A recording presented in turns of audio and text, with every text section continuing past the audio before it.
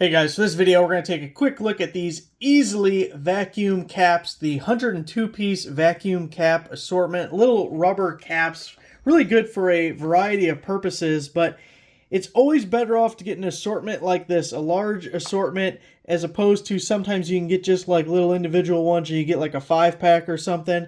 That doesn't work out well for you in the long run. Believe me, the big assortments with a bunch of different ones is the better way to go. So obviously you're getting a bunch of different sizes, and the most common use for these is to cap off vacuum. Any internal combustion engine is going to have vacuum, and you don't want a vacuum leak because it's going to run bad or it won't run at all.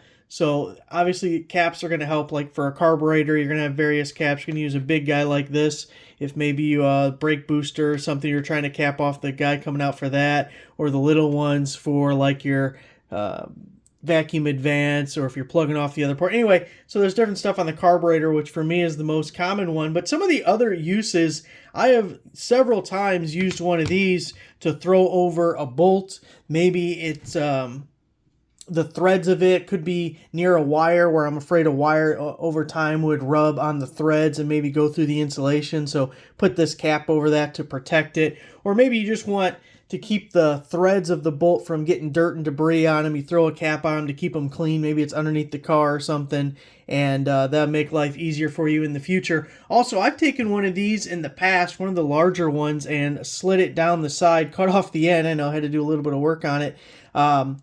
There's a spot where the brake line passes through the frame on my 66, and there's supposed to be some kind of a clip or something that keeps that line from rubbing on the frame. Of course, I don't have that anymore. And one time I actually lost brakes because it wore all the way through the steel line and it caused a leak. So I slapped one of these guys around it so that the rubber protects that line from actually rubbing against the frame.